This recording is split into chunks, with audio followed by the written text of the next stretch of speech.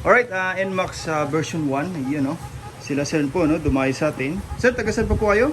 Manila. Manila po no. Bali dito, meron na pong mga existing na parts sila sir no, tulad ng kusina.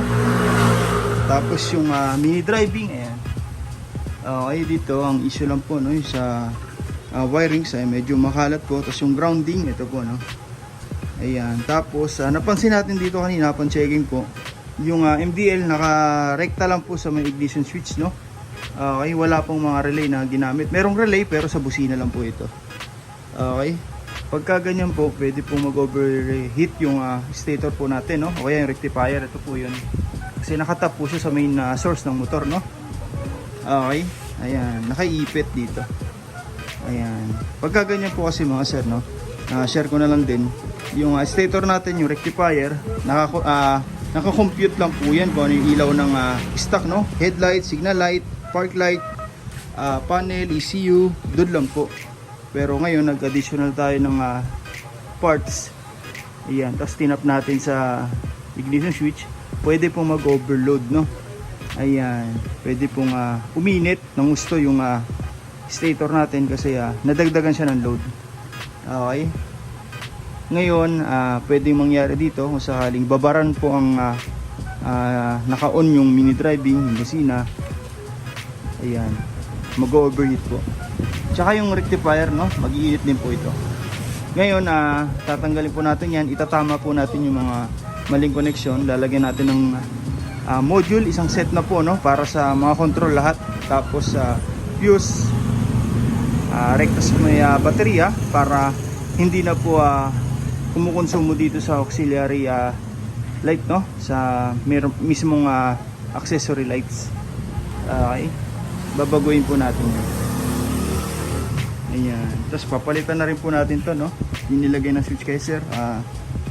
Hindi po magandang klase, no. Ayan, nabiyak po, papalitan natin yan. Okay, tapos ito po, no, napansin natin yung busina ni sir. Dito po nakakonect sa, nakamount sa plastic, no.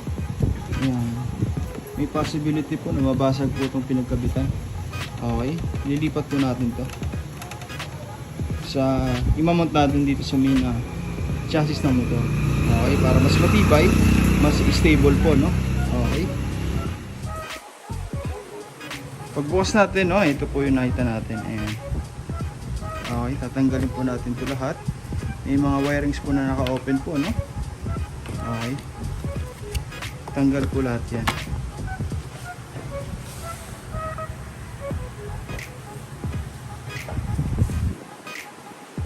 2 hours later. Ngayon, natapos na po natin yung motor sir, no. Bali, naikabit na natin lahat ng mga parts. Ayan, kung mapapansin nyo kung kanina, no, medyo magulo sa part na to. Dito rin meron din. Ngayon wala na po yan. Parang stock na po, no, yung wiring si sir. Parang wala na po yung naidagdag, no. Umpisa po tayo dito sa taas. Naglagay na po tayo ng passing light. Yun, no. Tapos yung switch, pinalta na rin po natin ng original MSM po, no. Metal po yan. Alloy po, no. Low, high, low, high. Tapos passing light. Ayan. Okay. Dito, andito na rin po yung hazard, no. Okay. Signal light, hazard. Okay, ganun lang po simple, no. Ayan, mamaya demo po natin, no. Ayan, dito, pakita na lang po natin yung wirings. Gumawa po tayo ng bagong harness. Ayan, pababa po yan hanggang dito yan sa ating ano, no, power module po, no. Okay, mula sa taas, pababa po, and then papunta na po yan dito. Dito na po yan lahat ng control. Yung PIA, yung mini driving, dyan na po lahat nakadiretso. Ayan, hindi po katulad kanina, no, na wala pong relay sa mini driving. Dito po meron na po yan, sama-sama na po sa loob, isang module na po yan. Okay, Denso po yan, made in Japan, no, matibay po talaga. May mga customer po tayo, 5 years na po yung ganyan, all goods pa rin. Magpalit na si sir ng busina, ng mini driving, universal po yan, applicable po kahit anong brand. Okay, kung mapapansin nyo, wala na po tayo makikita ng mga wirings dito tulad kanina, yung mga nakaipit po rito, wala na po yan. Okay, malinis na po. Ayan, isang harness po yung ginagawa natin, no, para magbukhang stock pa rin hanggang dito, hanggang sa baba. And then papunta na po yan dito sa ating balas ng MDL, power module, sa busina. Ayan. Ayan. Okay, malinis na po, no? Bago natin balutan yung mga sir, nakahinang po yan, no? Para mas kapit na kapit yung wirings. Maiwasan natin yung loose connection, loose contact kapag nalulubak si sir. Talagang tatagal po, no? Okay, yung mga ginamit natin dyan, made in Japan na po na wire, no? Automotive wire, pang sasakyan na po.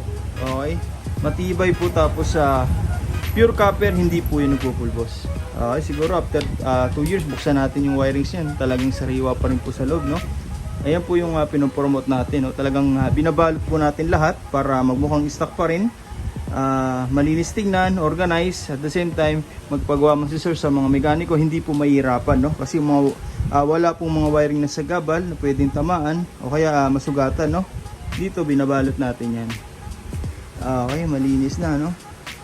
Yan. Kung kanina yung busina ni sir nakamount po sa plastic, ngayon sa bakal lang po yan nakamount. Ganon din po dito sa ilalim. Ayan. Okay. Ayan, no? Matibay na po yan, hindi na po alog-alog. Ayan. Sa mini driving, ito po yung wire, tapos dumaan dito, papunta na po yan dito. Okay. Dito wala na rin po yung mga nakasiksik po na wire, no? Malinis na po yan. You know? Ngayon, ikakabit na lang natin yung mga pairings, tapos testing na po natin, no? Okay. Alright, natapos na po natin yung motor na sir, no? Okay, demo natin. Dito, passing light, sasabay po dyan yung headlight. Okay, dito natin. Yun, no? Hindi lang po mini driving yung ilaw, no? Kasabay po yung headlight. Pero maganda dyan, pwede pa rin tayo mag-high and low ng headlight nang hindi po sumasabay yung mini driving. Sa mini driving, pwede rin tayo mag-high and low nang hindi sumasabay yung headlight. Pero pag nag-passing po, sabay lahat yan. Ang purpose natin mga sir, kaya pinagsabay po natin, no? Para kung sakali mag-high tayo ng headlight, nag-passing, may ilaw pa rin pong mini driving. Nag-on tayo ng MDL, nag-passing, meron pa rin pong ilaw. Okay? Kahit mag-high po tayo ng MDL, nag-passing, may headlight pa rin pong ilaw. Yan po yung combo lights natin, no? Hindi po tayo basta-basta nagtatap ng MDL sa headlight, kundi naka-combos po. Pag nag-passing, sabay-sabay, pero may kanya-kanya pa ring switch, pwede i-on, i-off separately, nang hindi po sumasabay. Iyan. Okay pa, ito po yun, no? Passing light. Ayan. Kusina, ito po yung loud horn, no? Okay, lakas. Ayan. MDL, high and low. Ayan. Tapos, ito po yung maganda, no? Yung hazard. Okay. Signal light tayo. Tapos, signal light, hazard. Yun, no? Stock switch po yan. Wala po tayong inalis. Wala po tayong pinalitan. Stock switch po, no? Mas matibay pa po kasi ito kaysa sa mga aftermarket na switch, no? Bali dito, wala na tayong iba-ibang pipindutin ng mga switch. Andito na po sa kamay natin, no? Pwede tayo mag-hazard. At the same time, signal light sabay-sabay. Okay? Kung gusto natin ng hazard agad, press lang po natin tong kaliwa, tapos kanan. Hazard po agad yan. Okay? Kung gusto naman natin ng signal light lang, signal light, pindot, signal light, pindot, signal light, hazard, ganyan lang. Napakasimple lang po, no? Okay? Maganda po ito sa mga naglilid ng rides, no? Talagang may signal light po tayo sa mga nasa likod po natin, no? Okay? Ayan, hazard agad. Okay, kahit hindi po tayo mag signal light, kung gusto natin ng hazard agad, press lang po natin kaliwa, kanan. Ganun lang po kasimple. Okay, sa mga gusto po magpagawa, no, direct message nyo lang po MJ Works, o kaya punta na lang po kayo sa shop, no? First come first serve po tayo. Maraming salamat po.